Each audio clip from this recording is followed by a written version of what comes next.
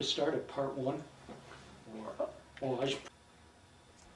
and then there was employment stuff that was there. It was Okay. Today is Thursday, the 26th of June, 2008. We are at the Buffalo Erie County Historical Society. We're interviewing Mr. Richard Weir, a Vietnam veteran. The interviewers are Wayne Clark and Kathleen Vogel Matthews.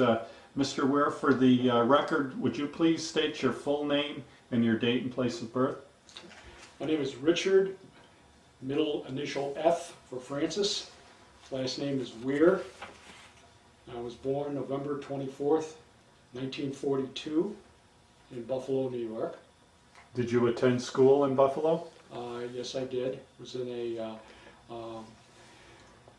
for high school, parochial school, Canisius High School was where I was, and with all the information and news that came through regarding Tim Russet, that was kind of a significant couple of weeks that we had with that. Okay. What year did you graduate high school? 1960, I graduated from high school, went to Buff State, graduated in 1964.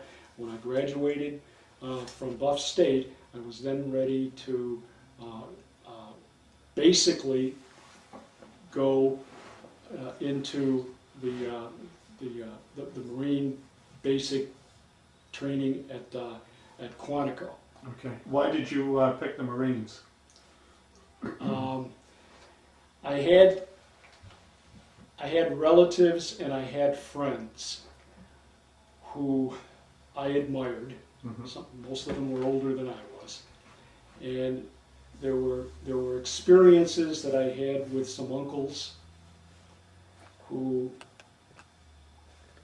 one of which was involved in World War II, and it was just a part. It wasn't something that was always out there. It was just something when I was growing up that I saw them, I listened to them, and it just got me thinking about the kind of person that they were. I even had an uncle, Uncle Stan, and to this day I still remember he was missing a finger that he lost in the war.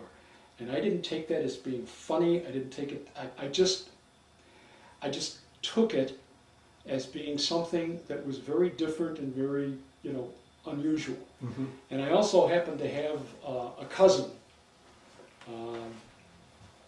by the name of Michael Broderick, who there were a lot of Michael Brodericks floating around at that time, because a lot of them were named after my brother and after my grandfather.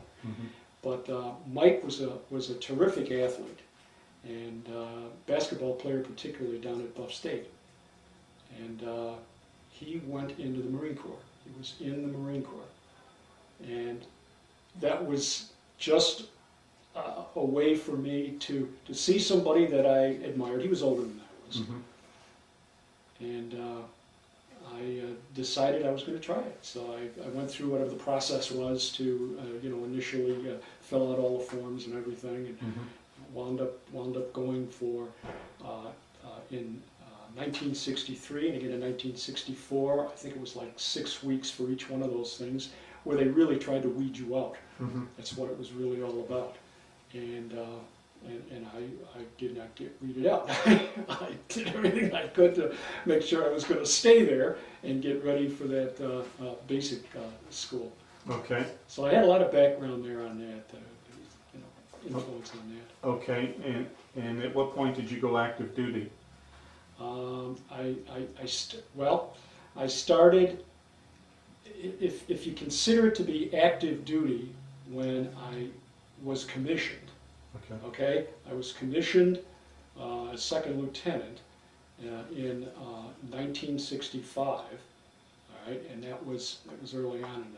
I have dates on that at some point later on. Okay.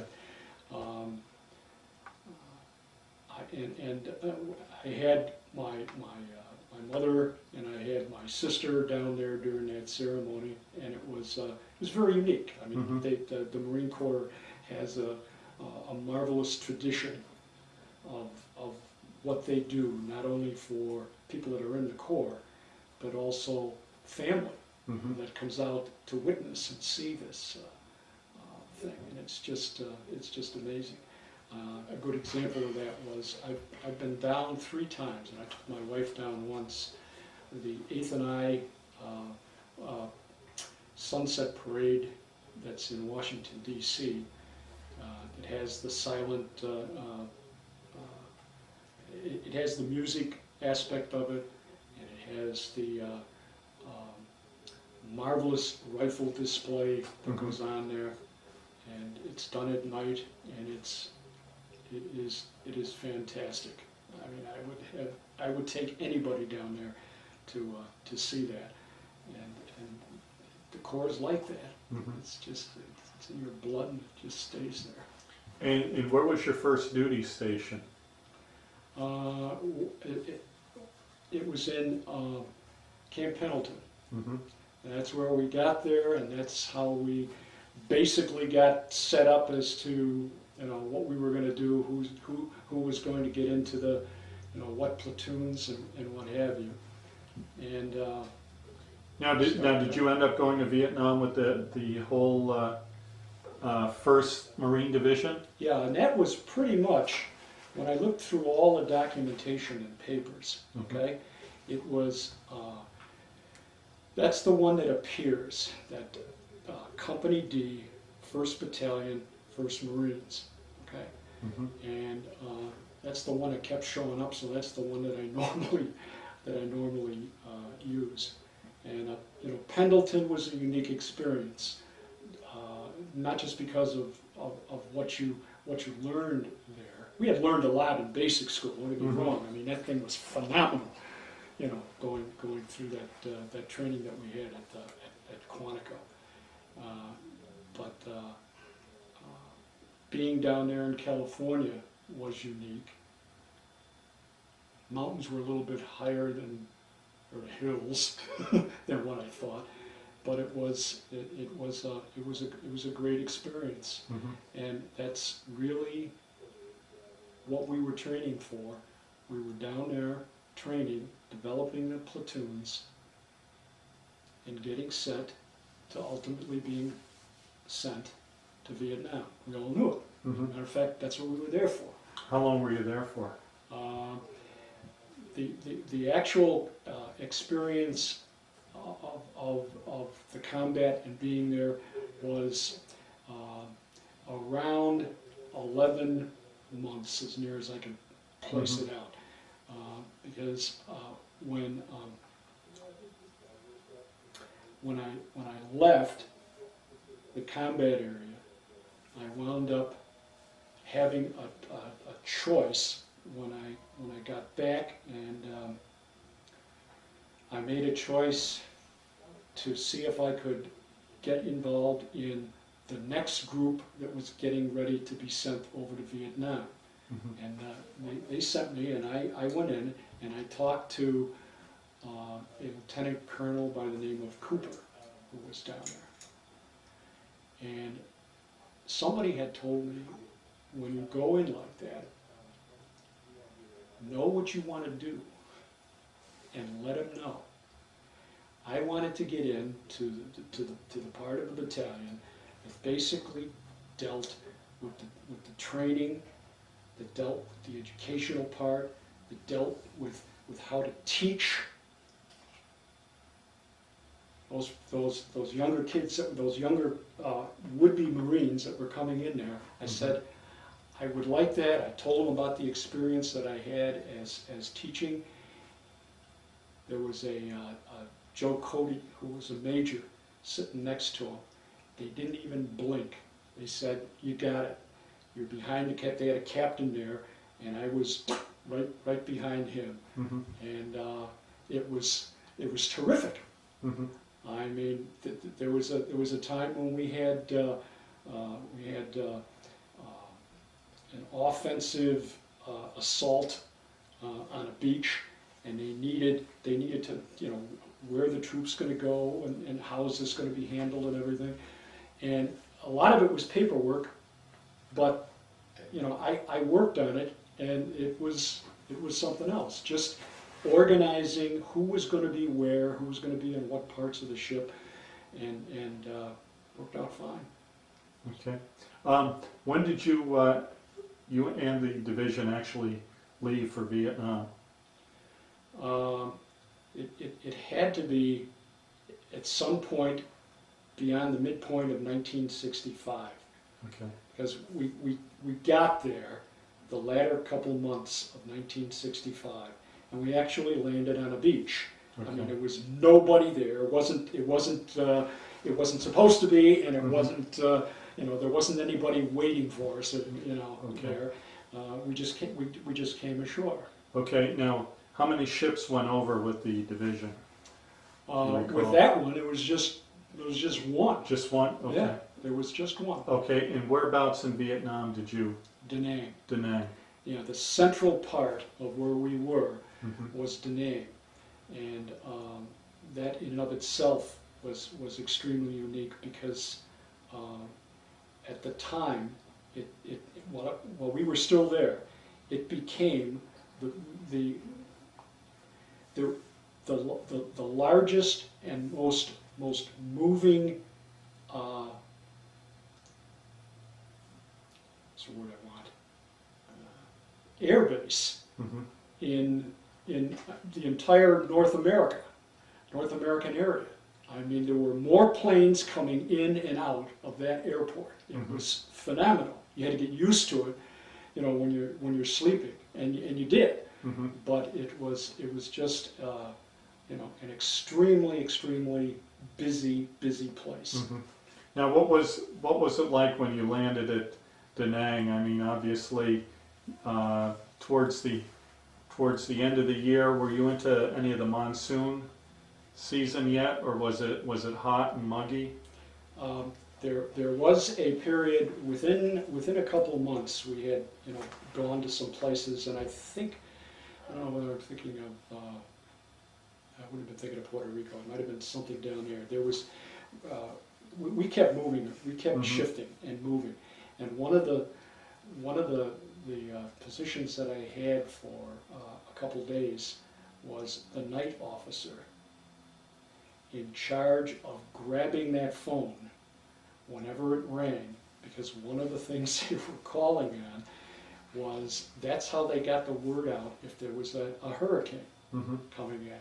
Okay, well, I got a call, and the person on the other end of the line said, this is the code where we are now on this, and I was told that you gotta read it. You gotta read it in a manual. So I read that one, and it basically said you either don't do this or you can do this. Mm-hmm. Well, it happened 3 times, and every time it rang over a period of time, it started to get higher and higher and more serious until finally there was a call that came in, and when I put the code down and I looked it up in a book, and it said, you call the commanding officer, there is a hurricane which is going to hit pretty soon. And I did it, and I was very pleased with it because the commanding officer came into me and said, you did that just the way you're supposed to do that. And sure enough, there was a big one that hit, real big one. I mean, it was knocking over trucks and everything. And it's funny you mentioned that, because that was a very unique experience fairly soon on, as a matter of fact. Okay. One of them. Was there a lot of base building going on at that point? Were the men involved with a lot of like sandbag filling bunkers, or did you move out into the? No, they were doing all kinds of stuff. They were moving equipment because otherwise they would have been all over the place. Mm-hmm. And that took a great deal of time, and they were doing things trying to figure out what they were going to do with the food supply in terms of getting people to eat, and Mm-hmm. where. And it worked out okay. Nobody got hurt. Mm-hmm. Stuff was blown around, but the paperwork and everything else worked out okay. Okay. And what became what was your job once the unit was established? What was your duty position? I was infantry platoon commander. Okay. And when we got to Vietnam proper,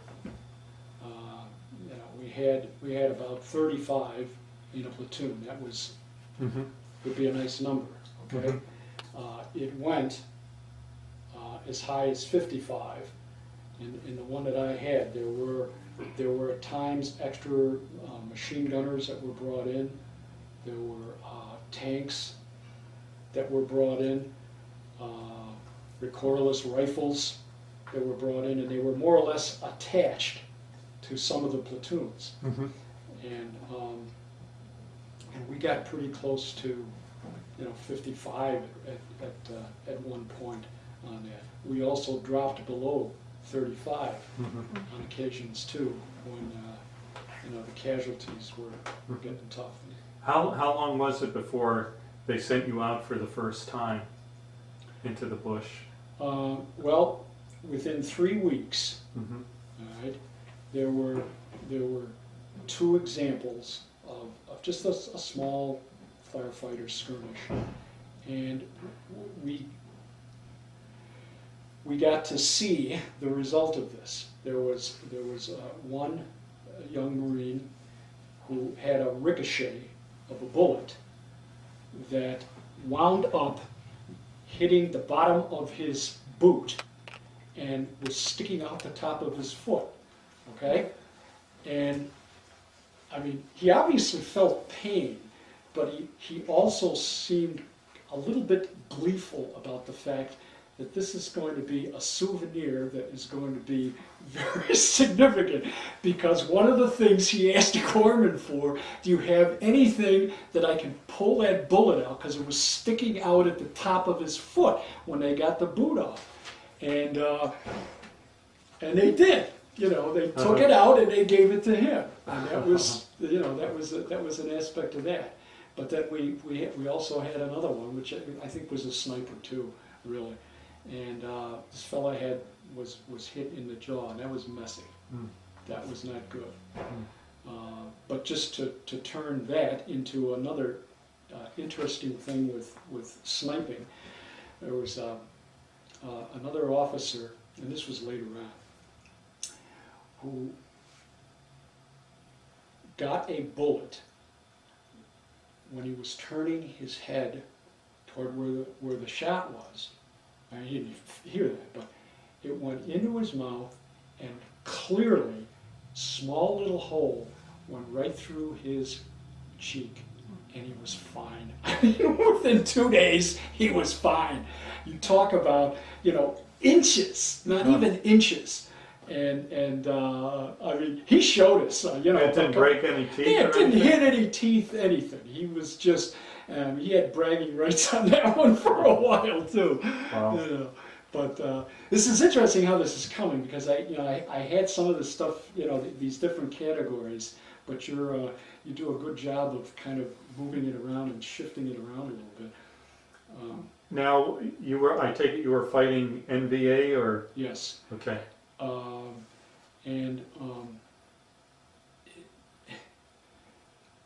It grew when we were there, because what happened is, instead of just staying in Da Nang, we started to move out and bivouac in certain areas, and in some cases.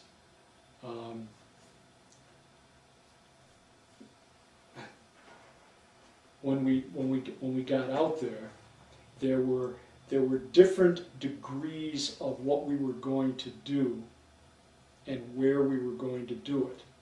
And usually a day before, or 2 days at the latest, we knew we were going someplace. And that usually meant helicopters would come in, we'd get on helicopters.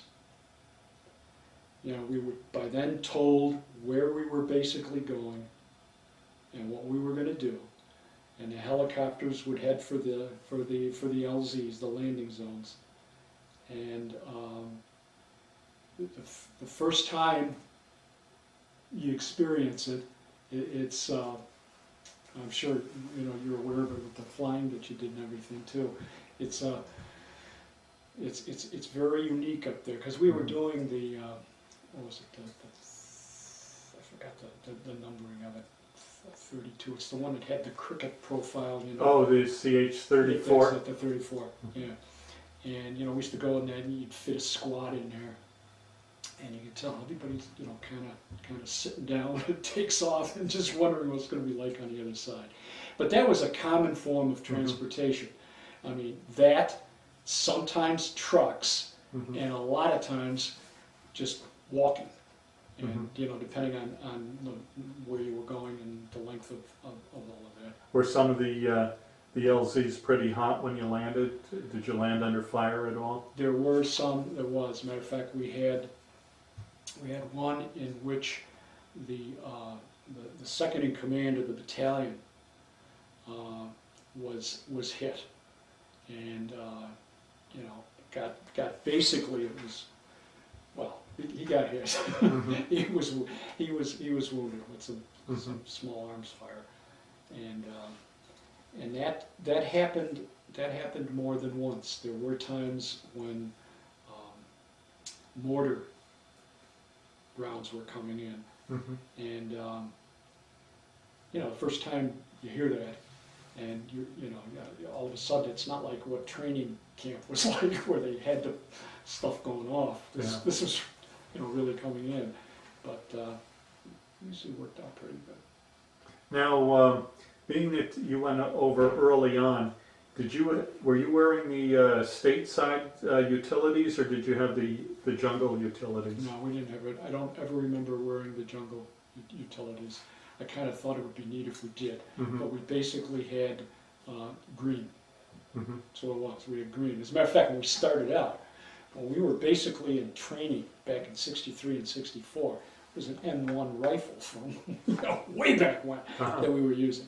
And then we went to the M14, and it took a while. I mean, it was only the latter part of when I was there that the M16s came out, and the Army got it before the Marine Corps. Oh, okay.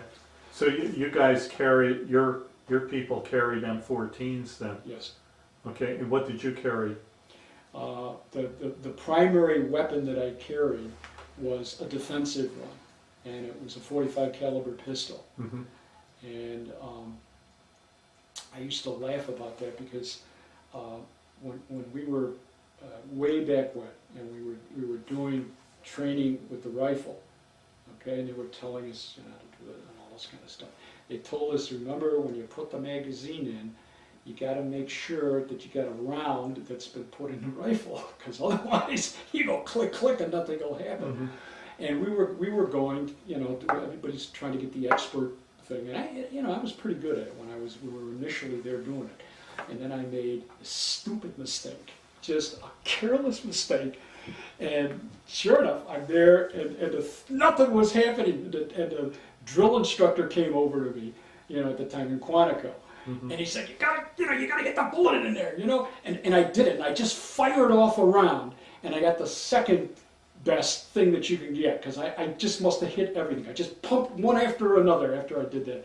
And I couldn't believe that's what I did. And then with the pistol, I like the pistol and I fool around with it.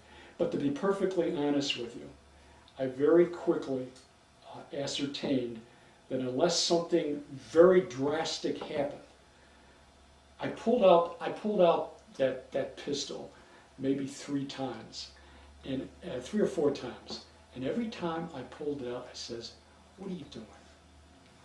You know, something up here said, you know, they're not coming in on top of you. You got Marines out there that you tell them what to do. They're going to have more firepower, you know, by following what you can do to get involved in whatever it is taking place out there. And so I very, very seldom even pull that thing out. I mean, you could get, it still gives me, you know, some chills when I think about it. The first time there was an assault that we actually had to do on a part of a deserted village that was giving us all kinds of problems, okay? And we got into a formation that involved three squads. And we basically had it where you had a center one in the middle and then the other two back here. And the way they got set for that, you know, when we told them what we were going to do, and we talked to the sergeants and everything, and they went out there and they were leapfrogging, and I'm like in the middle of this thing and I'm looking at this and I'm saying, man, this is, you know, that training paid off, you know. And when we got to that other side, there was some additional fire that was coming from another area, and we turned around. We weren't going to go across there. It sounded like there was more there, but the battalion wanted to put some napalm in there, and we happened to be the closest to where that was coming in. So, you know, we had a kind of control over the radio just to make sure that they weren't going to drop it in the wrong place. And they came across, and they hit that. Now, we walked through that later on, and you know, there were a couple, you know, casualties that we had seen there, but you know, thank God it wasn't a village that had, you know, kids and women and a lot. It wasn't that kind of thing, you know, like that, because it's not, you know, it's different. But that had happened too. Okay. Did the unit that you commanded overall for the time you were there, did they suffer a lot of casualties, or? I know one or two are too many, but overall. Yeah. There was, in the larger company, there was a terrible, and I wasn't there. I was in Saigon.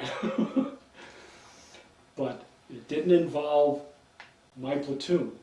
It involved another platoon. And I remember reading Phil Caputo, Rumor of War, and the guy was over there when I was over there. And he's talking about this thing. I'm reading the pages on this, and I'm saying, my God, that is what happened. There was a Marine platoon with 28 people. They were crossing what used to be it was a dried up rice paddy. They were moving toward it. I wasn't there, okay, but this stuff came out later on. They estimate at least 200 Viet Cong were on that other side, and they opened up, and all but two of them died. When I got back from Saigon, and you know, I had some people telling me, you know, oh, back then it was terrible. I saw the pile of jackets and helmets that they had piled up, and I mean, it was a bloody mess. And two people who were wounded survived, and the others didn't. And I wouldn't even mention the name of that poor lieutenant who had that because I mean, I don't know how he would have gotten out of that. Yeah. But the strange thing was, within 2 weeks, I was ordered to take the platoon and go into that exact same area. And we went there, and we had, you know, we set it up differently, you know, just because of what had happened when I was there. Any evidence of the enemy being there? Any equipment or anything left behind, or? No. Nothing? No, not when we were there. When we went through, there was just nobody there. Okay. They either moved out quickly once that other thing was over with. But that was It was a significant Okay. happening. And how long were you in country before that happened? That's I would say at least toward the middle. I think we had been there at least maybe a half a year, if I'm not mistaken. And you know, we had done a lot of things. We had gotten involved in a lot of things, and we were fortunate in a lot of ways too. That you know, what our company and what our platoon, and even what the battalion was. Okay. How far north of Da Nang did your unit go while you were there? There was a period of time when we made 2 runs up. I think it was Highway 1 that went right up along the water and went right up. Well, it went right beyond the DMZ, Okay. and we were involved in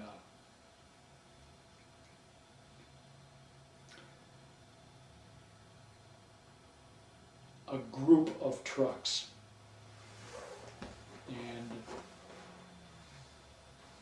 other paraphernalia that went down that road to see if there was anything down there, and to check out some of the, like, it's not Quezon, there's another one. Was it Canto? That was one of them, I think, and then there's one, it's not the Aishaw Valley, there's something else down there that was involved in a number of Marines that were surrounded down there. There was the rock pile, the Vandergrift. Okay, that's all right. But at any rate, that's what they went down there for, and they were, you know, checking over different kinds of things. And, you know, the names were there, and then later on you start hearing about other things that went on down there. Quezon, I think it was. Might have been Quezon.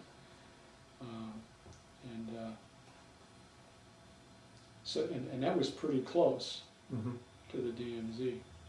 There was one time when I can remember we got so close to that northern part where they had been we had been dropping all kinds of chemicals up there. Agent Orange was one of them that was basically just wiping out the trees so that you could see if anybody was coming down from there. And I remember we spent 3 days up there once, someplace up there, okay? And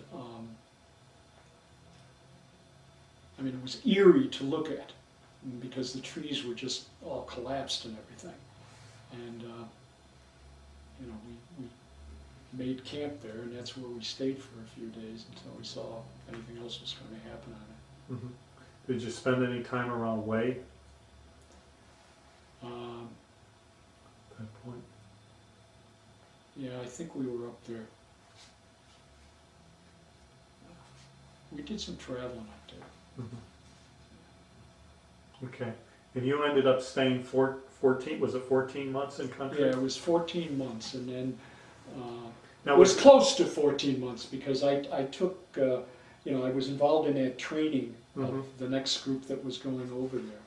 That was the last part of what I did when I was on the active part of the reserve, okay? Well. Okay. And anything else you'd like to talk about during that period? I see. Were you involved in graves registration? Yeah, I mean there was a lot of other things that I put down in various kinds of categories there, and on the sheet that you're looking at, well, even if I can't find it right away, we had 2 missions that we went on. One of them involved a graves registration. There was a group that literally went in there to collect you know, various identifications. There was a helicopter that had been hit with .50 caliber, and there was about, I don't know whether it was a half a dozen, but there were at least 4 or 5 that were supposed to be in there. They were all dead, and nobody had gone in there, you know, right away until they, you know, really found out, is there anybody else that's down there waiting for whoever comes in? Well, our platoon went in there, and we saw it. We saw the bodies, and we set up a perimeter so these guys that came in here that were basically going to, you know, take the bodies and see what else was there, and that transpired, and that was one of them that took place. There was another one that.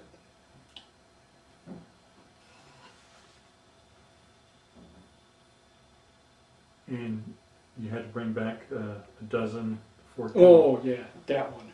Yeah. That was brutal. We were told that we were going in there, because there was at least a dozen Marines, you know, in the green uniforms and everything, that they hadn't been able to pull out. And we went in there, and we had to wrap them and get them ready so that the helicopters and that could come in and get them. And the odor was just ghastly. Every single one of us you had to put something around your mouth and your nose and everything, because it was just like a reflex. Yeah, it was nasty.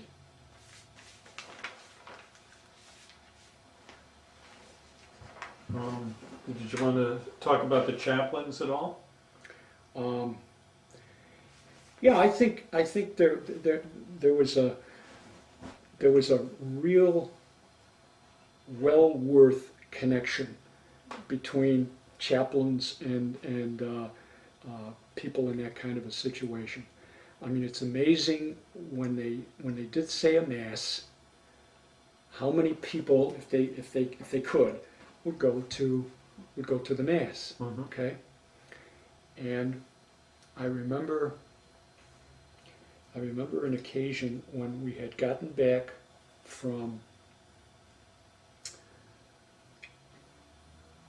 it was just a searching mission that we'd gone out, and there was another platoon that was adjacent to the tents where we were staying in a place, and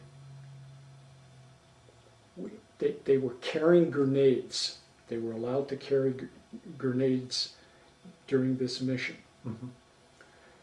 And there was a fella that, I don't know whether something got caught, but he accidentally pulled a grenade, and the grenade went off in a tent. And I mean, I jumped when I heard the screaming, and other people came running out, and they were carrying this fella out, and they laid him down on the ground. The thing, he was the only one that was hit, but he was. This chaplain comes up and starts talking to him. And you know, I'm right there, and I'm watching this whole thing go on. And the young Marine is there, and he's saying, "I don't want to die at this time. I don't want to die." He really is. And chaplain seemed to have a way with his voice and keeping his wits about him. And I watched the kid die. They couldn't do anything with him. He just bled to death.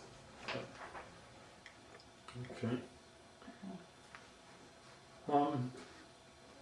How about some of your men? You mentioned what persons do you best remember for their service in line? Now, I was very, Wayne, I was very political about this. I took some officers, I took I took some PFCs. Mhm. I mean, these are things that kind of came from the memory. But Okay. I did put down, I listed that Lieutenant Colonel Cooper, who was the battalion commander. And I mentioned, I think I wrote on one of the sheets, Korea.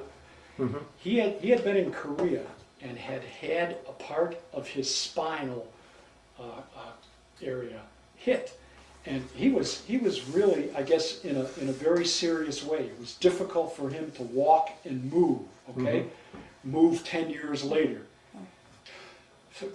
He was a physical person. I mean, he had overcome that particular incident that really put him away for a while. Mhm. And he was cool. And that Major Cody, who was the second in command when I went there and we're doing it, I mean, he was just a very have it all together person.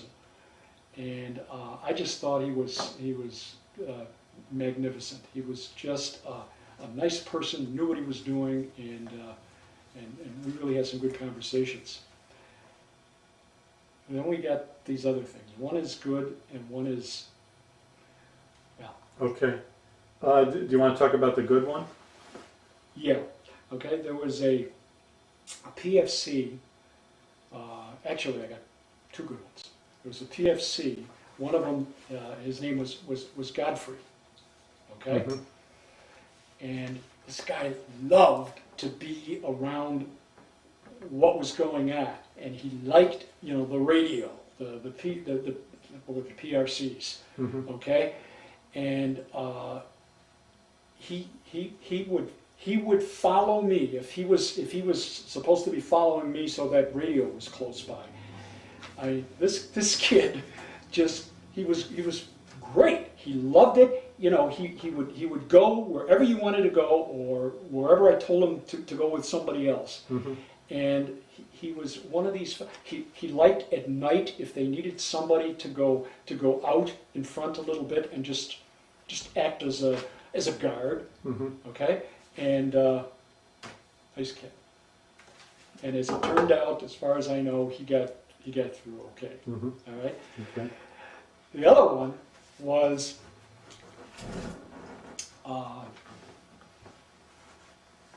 an African American.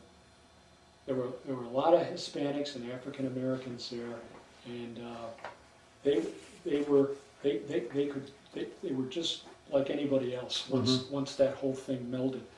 But this guy had a unique sense of humor, as well as a unique body. And I say that in this sense. He had enormous feet. We used to look at his feet, and I never saw anybody. One day, we're out on a patrol, and he steps on a booby trap that had a grenade at the bottom with the wire clipped, okay, and these little punji sticks that they sometimes put stuff on. Stepped right on it. His foot wouldn't go in. It was camouflaged. He stepped on it, and he saw it move a little bit, and then all of some people coming up, get your foot, don't go any further on this thing. And it saved his life, and probably, maybe certainly a couple of the other people that were around him. Mhm. Okay, this is the same guy who, when we were up on this, I think it was Monkey Mountain. It was either Monkey Mountain or it was one of the other ones around Da Nang, and we were supposed to be guarding something up there. And they gave us some food, some extra food that they had up there, some meals, okay. And one of the things that they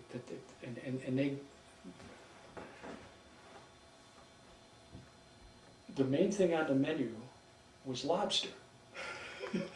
Okay, and lobster tails especially, right? And this was something that they were thanking us for, you know, for helping to guard the whole thing. It wasn't part of our unit. We were up there. These guys had these special rockets and all this kind of stuff up there, right? And he comes out. He's got this little twinkle in his eye here, right? And he goes, Lieutenant, he goes, those were the biggest shrimp I've ever eaten in my entire life. Thank you. And he had a little twinkle in his eye, you know, and he called it a shrimp, you know. But I mean, and he was a neat fellow. But yeah. the thing that still bugged me today, it bothered me today, is there was a young girl, probably somewhere around 9 or 10, who got caught in between an exchange of fire, okay? And we were having trouble with snipers, and there was stuff that was going on all over the place there. And she happened to get stuck there. Later on that evening, there is a mother, her mother, trying to come in through the lines. She's bringing her daughter in, carrying her daughter, if I recall. I don't know how the heck she was doing it. And they brought her in, and they laid her on the ground. She said, and she looked at me in the eyes, and she was crying. And she said, you know, in as best the language she could, is there something you can do? And I said to myself, man, I've got to do something here. And I got on the phone, and I got a hold of a captain who was involved with the helicopters. And I said, look, I know you guys, you know, there's really a problem coming out at night like this, and da-da-da-da-da-da-da. At any rate, this guy, I was talking to him a little bit, and I told him, is there any way that you can come out, I can get security around this thing and everything?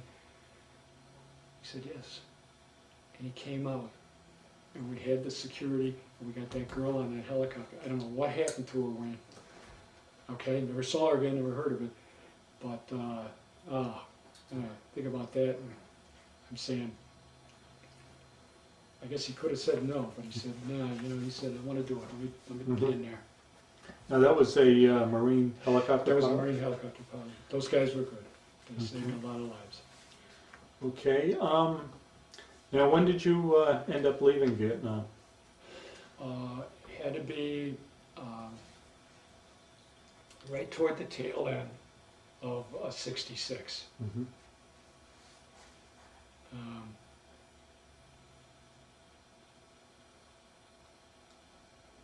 Yeah, it might have even been November, December. Okay. I really didn't keep track of a lot of those dates. It was more important that when I got home, I was home. Yeah, I didn't care how many days there were. Okay. At that point, when you went back to the States, did you depart the service at that point, or did you stay No, for? because after I left Vietnam, I was involved for maybe it was 3 months, maybe it was a little more, I'm not sure, in that training of that other unit. Oh, okay. See, I didn't do that until I got. Okay. I was finished with the combat situation there. Okay.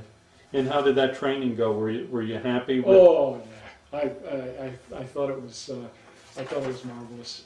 I thought it was marvelous. I mean, if you look on one of the things there, there was a listing of locations, and you know, I wrote down Vietnam and Da Nang, but there's a whole bunch of others that if you look there, you could be scratching your head saying, where's this coming from? Panama Canal area, Guantanamo Bay, okay, Okinawa, Puerto Rico, and the island of Vieques, and there was a Dutch island in the Caribbean that we were there, okay? Believe it or not, that was part of that training that I was telling you about. Okay. We went to Panama for jungle training, that group that we were working on. And the Colonel Cooper, Colonel Cody, everybody said, look, we want you to go down there yourself. And there's an Army unit down there, okay? And get in touch with so-and-so down there, and be sure that when we get down there with the troops, that we know where we're going to go and where the beds are going to be and what we're going to do and all this kind of stuff. So I did. I went down. I was all by myself. They gave me a Jeep. You know, the Army, they had people always inviting me over to, you know, to talk about various things, and we had the jungle training. That was one of the places where we did it. Was in Panama, and it was phenomenal. It was phenomenal being in Panama. There was a Army fellow that came up to me. He was riding a helicopter, a little bubble helicopter. He just got room for 2 people. He said, "You want to go up on it and see the canal?" And I said, "You're kidding me? Of course I would." And I went up, and they went down and back the canal, and you were looking at things that, you know, were just extraordinary. And meanwhile, you know, everybody else was, you know, they were training and doing the rest of the stuff. Guantanamo Bay, you know, we were there. We had a chance to look out across. They had like fencing that separated, you know, Castro's folks from us, and you know, once in a while people look across and they snarl at each other and all that kind of stuff.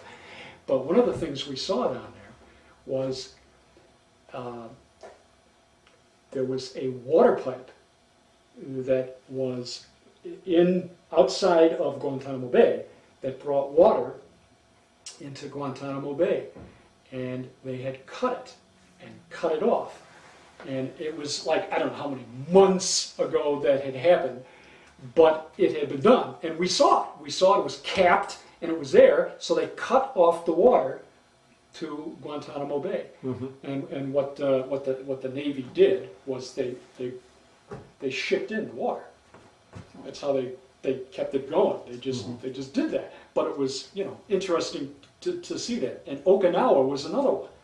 When we went to Okinawa, we were there for jungle training and also doing some other stuff too. But one of the things that was uncovered there, we had a couple units out that were supposed to be trying to find an area that would make for a nice place to hide and you know, get set up for a larger kind of incident. You know, make sure that there were good fields. We ran across this, and it was another you know, it was another platoon that had seen it, and our captain said, "We're all going to see it." So we walked up there. This thing was like just picture a huge round area covered with foliage, and you go in there, and there were places you could crawl underneath, things you could see. Now, I don't know whether the Marine Corps deliberately set that up and did all that stuff, you know, to make it look good, but I'll tell you, it was. I mean, it was an amazing kind of camouflaged area where you could have stuck hundreds of people in there, and you'd never know they were in there. You know, it was that big. But that's where Okinawa came in.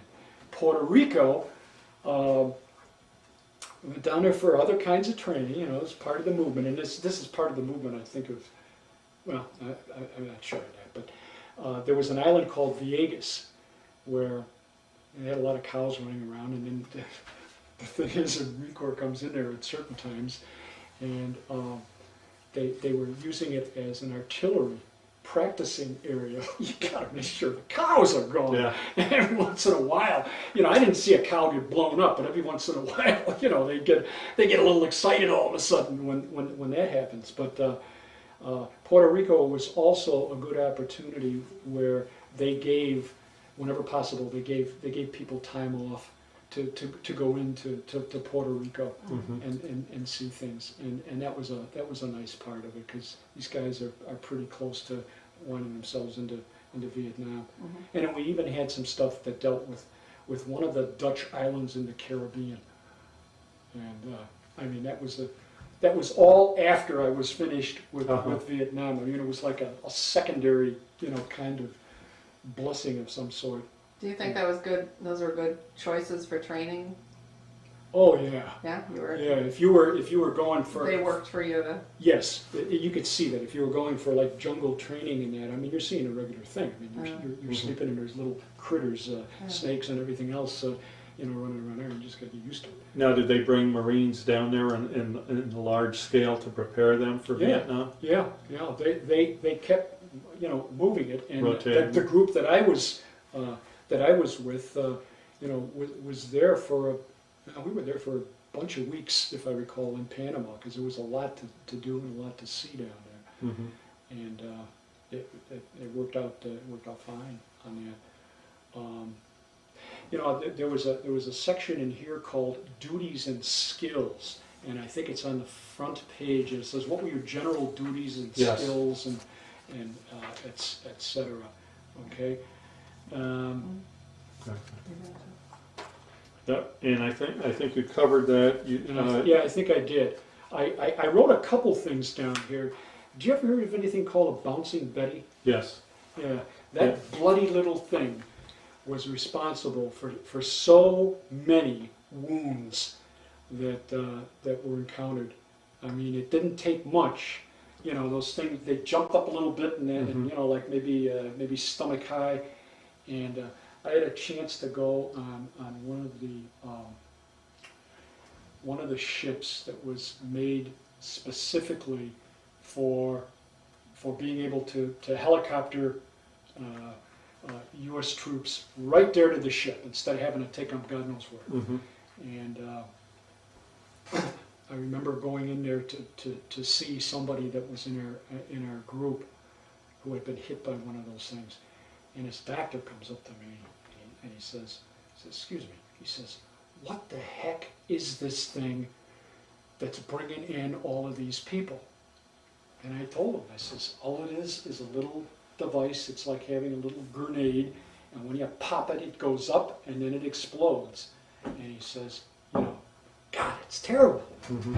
And and I remember that, very. Now, was that an improvised device, or were they the old bouncing Bettys from World War II? I don't really know on there, Wayne, to be honest with you. Mhm. Okay, and I would suspect that they were clever enough to add things to it, Mm-hmm. to create the bounce that you wanted and what have you. But that was an aspect of it. Here's something too that I put down under the duties and everything, and I had discipline. I think I wrote in. I don't know whether I put it on the sheet there, but discipline in a group that sometimes, a lot of the times, you're hurry up and wait. Mm-hmm. And other times you're just biting at the bit to actually go out on something. You can tell me if I'm going too slow. That's fine. But one of the things that happened was there was a scuffle between two corporals. One was an African American, another was white, and they were literally, fighting each other, and they were messing things up. Okay, Mm-hmm. so the company commander calls me over and he says, "Look," he says, "You got any ideas on this?" And I said, "Well, we really got to do something to stop this." So he comes up with, he came up, a company commander came up and he says, "What do you think about having both of them? They're corporals now. They're not privates. They're corporals." Mm-hmm. He said, "We need another latrine. Let's get them both to work together to dig that latrine, and they're doing it as a punishment. And be sure to tell them that that's what it's there for, Mm-hmm. okay? Because they're doing something that's, that has the potential to disrupt things." Mm-hmm. They were told that. They got together. They built the latrine, and they became two of the best corporals in the platoon. It worked, Mm-hmm. it worked. Now, was there ever a problem with race relations? Yeah. You had to watch it. I mean, because sometimes, let's just put it that way. It happened, but one of the things that overrode that a lot was when you had a mixed ethnic group, and they wind up coming together and watching out for each other and bringing each other in when they're hit and doing things that are, you know, running the risk of them getting hit, and they're out there doing this stuff. And gives you goosebumps when you start thinking about it and trying to remember it. But yeah, that was significant there, I thought.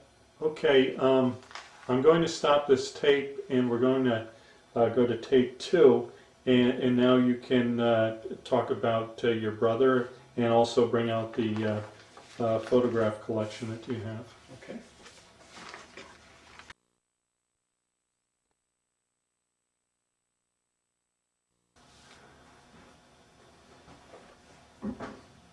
Okay, ready? Okay, we're switching over to tape 2, and you're going to talk about your brother who was killed in Vietnam. You want to tell us a little bit about him first, his name and the unit he was with? Okay, some of this I'm not going to have, okay? But, you know, he was, his name was Michael Weir, and he was brought into the conflict in 1967, I think it was.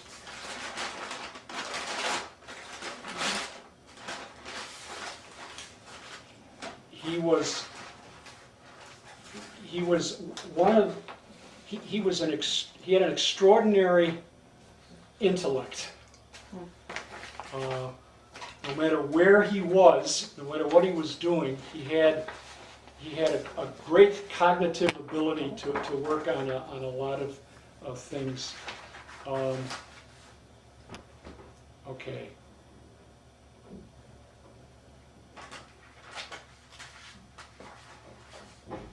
We're rolling. Okay. It's my brother Mike, and Mike was one of these fellas that loved to discuss and debate. And I can remember pictures in my head where my brother and I, in the second floor of where we lived, we would get into some conversations on religion and sports and you name it. And I know my mom and dad were downstairs at the time when I was younger and growing up there. And we were. He was an extraordinary fella. He was younger than I was, very, very bright, and wound up in a draft in California. He went out to California, and this is before he was in the service. Okay, he went out to California, University of California at Riverside. He was going into a program dealing with chemistry. Back then, they didn't call it biotechnology, but he was going into something very, very different, and he had scholarships in that allowed him to get in over there. Okay, and that was before this. He wasn't in the service. He was out there in California. Okay, now let me put that down.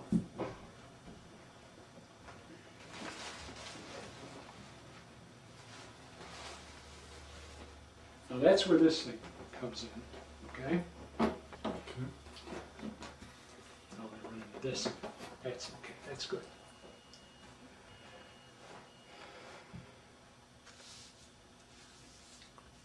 Okay, in the top left photo, is that his high school graduation picture? Yeah, that's a picture of him from high school, and there's something that happened between the college that he was in, the university that he was in, and what people were seeing on this when he was in the service. Okay, and when he was in the university, I got my last days in Vietnam, and I left.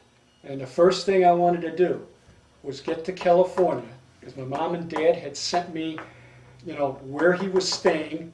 He was staying near Huntington Beach. There was a kind of motel there, okay, that he was staying at.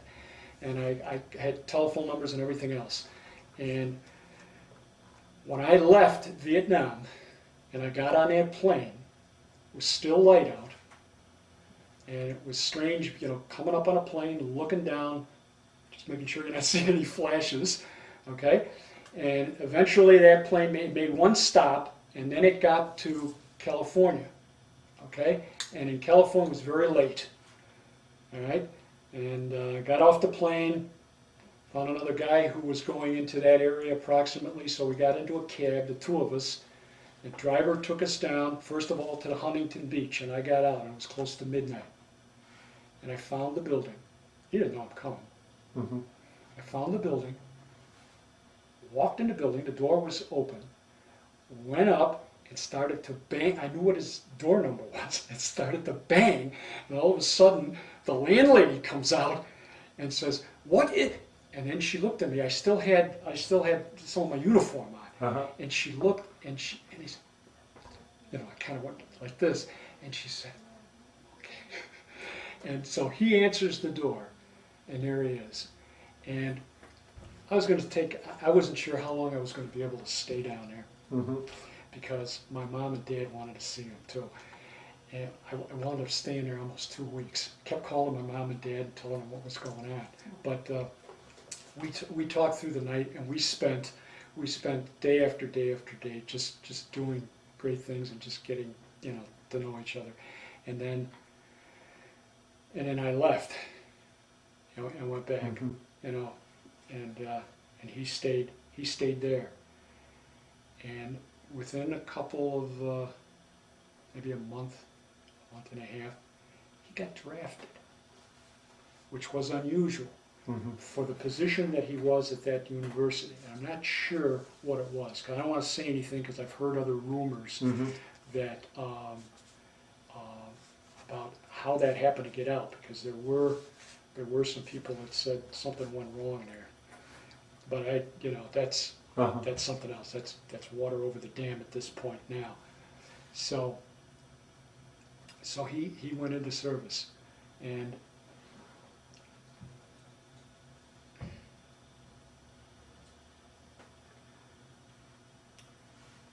then something happened. I had just gotten through shaving, and I was getting ready to go to work, teacher at Kenmore West High School. And a doorbell rings, and it's like 6 o'clock in the morning. And I was finished basically shaving and what have you. So I went out, I looked out the window, and I saw a military car out there. And I said, I said to myself, my God. And as soon as I looked out there was an aunt that was staying with my mom downstairs, my mom and dad, and I heard her yell up, "Mike's been killed." And I said, "Oh." And I went downstairs and went through and there were two officers there, and they came in, and they were very good at what they did, but it's a shocking. It was just a shocking thing, and then that whole process of now what do we do? My mother and my father, and what made it also strange in one sense. I'm just going to put this down here for just a second. Okay. Was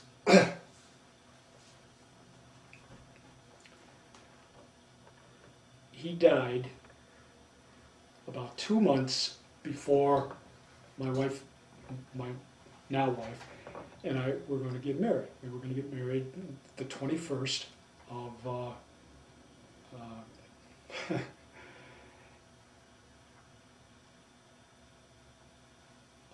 June. And he died in April. So there's about a 2 months difference in there. And I remember my wife-to-be coming up and saying, and my mother too had talked about this, and we all agreed that he would have wanted us to go on with that wedding. And that's what we wound up doing, okay? And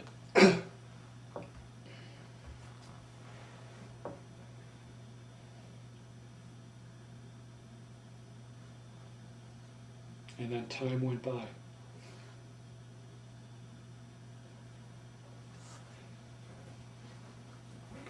Couple things here. This up here, when our daughter got married to a marvelous young man who I actually taught at Kenmore West, and Bob Smolecki was his name, Kathy was our daughter. There was a wedding gift, a special wedding gift that they wanted to put together. And both of my daughters and other people were involved in trying to make a large, not a mat, what's the word for it? You put it over couches sometimes. The collage, like? Actually, it's cloth, it's fabric. Oh, Quilt, that's it, quilt, okay? An extraordinary quilt by all family members, okay? Putting into it, not weaving, but actually printing it so that, you know, folks like me that to pick up a needle, it's kind of tough.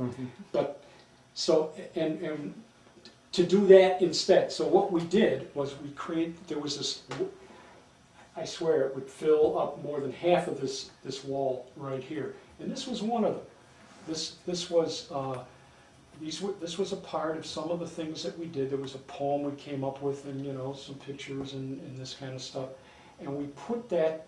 This was one of the pieces that went into that quilt. There were other things as well. There were some little sketchings that I did, and other people came up with some outstanding stuff. And they had this thing, and they've got it. Every once in a while, they'll open it up, and it comes up, in display. And it was beautiful, I mean, it was really, really fantastic. There is a story about that. Okay, go ahead. Okay, Mike died 12th of April, 1969. That'll go over well in the Oscars. Okay. So did this fellow right here. He was a squad leader in Mike's platoon. We're practically side by side when they died. He is one above. He's one name above Mike on the wall. This young man right here is our nephew. Okay? He's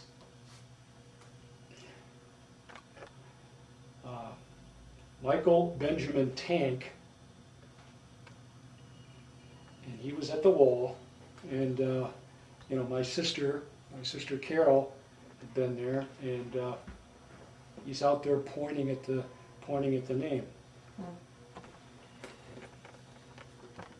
This monkey, he always used to do stuff like that. He adopted the monkey. He's not the only person that did that. But Mike found a monkey. Mike kept the monkey going, and Mike died. And the next day, the monkey died. So you heard from his others in his unit too. They told you these stories, and you heard that later. I'll tell you. I didn't bring. I got right in front of the. We got between my sister and myself. There's over 100 typewritten pages with pictures from members of his unit. Oh. Okay, and there was an extraordinary way in which this happened. There was a young man who, back in the it'll be the 1980s maybe. I got a letter addressed to me from somebody that I never heard of. It was a letter in which he was trying to locate the parents of Michael Weir. And he wrote in the letter that he's doing this in part because he still was having problems after the war. And the doctor that he was working with said, "You've got a little bit of guilt, perhaps, dealing with this, you know, why him, not me, whatever." And the doctor said, "Why don't you see if you can find your parents?" He spent a lot of time doing that because there's a lot of W-I-E-R and W-E-I-R, the Canadian name. And he found us, and he wrote this letter to me, okay? And I read it. And he said he wanted to communicate more. And I looked at that, and I looked at that. It took me another day or so, and I looked at it and I said, you know, my sister is the one that can really do something with this. She's phenomenal, okay? And I made her a copy of the letter and I sent it to her. She sent it back to this young man, right? It's now, let's face it, it's over 20 years now since this thing happened. And I get this letter. This one was addressed now to both me and my wife. July of 1990. And it's a 2-page letter, and he talks about, you know, how nice it was that he was able to talk to somebody about this. And that was the letter. And then in June, actually, I got this backwards. You know, this was in July, and he had sent another letter in June, which if you read it looks strange because it said, "Dear Michael." And at some point in the letter he explained that he's writing this as if Michael was there. And he wrote that letter, okay? Now here's a guy apparently that got straightened out a little better. Largely through efforts of my sister. And it worked. And I've kept this kind of stuff, you know, which was another thing. This little piece down here, I think I got that blown up, Wayne, in the picture. That's the smaller version of it. I don't know if I have a larger version right now. Kids love them. I mean, the number of pictures we have of him with Vietnamese kids, and this is one of them.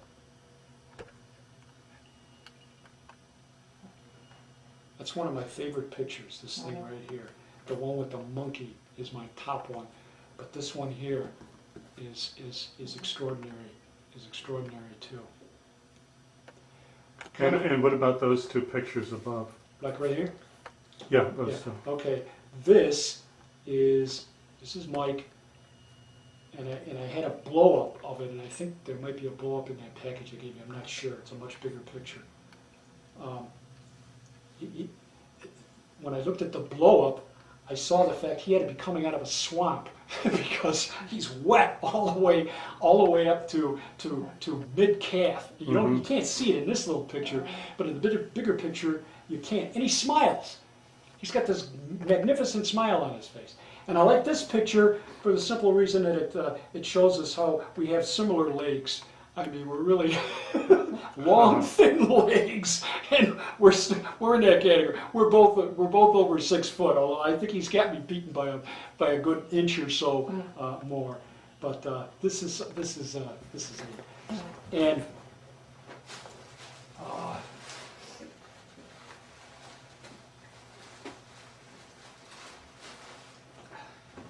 I was floored when we received the awards, the medals. We got 3 bronze stars. One for heroism with his death in April. He got a meritorious achievement for that period, Mhm. and another one from the 18th of August, 68 through 12 April 1969, which was another one. There, I got the documentation on that. I've got all of that stuff, and I said 3 of them. He's got all these, and the one, the first that one for heroism has that little V device Mhm. on it, and he had like little star because of the number that he got, 3. Mhm. And something I really didn't know about, even after he died, because I know he's going to get he got a Purple Heart, but he had gotten 2 other ones, and I don't, I made a little notation in my notes here when I wrote my sister back. I said, there's a good chance Mike never knew he got those Purple Hearts, because there's a time lag in there, and he got killed, I think, before those other 2 were also. There were 2 other times when that had happened. Did you know anything about his other wounds prior to? No, and that's what blew everybody away, because I had never heard that, and he never said anything. Mhm. He never said anything that he had, he had been shot or wounded or whatever it was, and maybe he just thought it was, hey. Everybody was Yeah. there. Did you hear that from when you got the letters from others in his unit? Did they explain the circumstances that might have been the previous Purple Hearts? They didn't write to you like I remember. No, when I Mike guess did I this or that. I looked through that stuff. Yeah. I didn't see anything on that. Now we're getting down in the end here, and this is something just to show a pedigree, I guess, for the family. This is our grandfather. Okay, this I'm is- gonna need you to go Yeah. back a little, otherwise I Yeah. can't focus in. Yeah, this is Michael J. Broderick, and he's our grandfather to a lot of people. He is sitting down at the old West, the old West Side Rowing Club. These are the oars back here. Oh, He was one of the first people to establish that place. I don't know if you're familiar with this. Broderick Park. Broderick related Park. to That's this what Broderick? that's what a Broderick is. That's Michael Broderick. They It's got a big, region along big- the Niagara River Yeah. town. yeah. And what's kind of unique about this is this was a remarkable example of how things can. This was the 1936 Olympics, where Hitler was going to show everybody that and there was Jesse Owens was there, and Jesse Owens won 4 gold medals, and Hitler flew out the door, I guess, before he did all 4 of them. Here is a picture of Jesse Owens and my grandfather.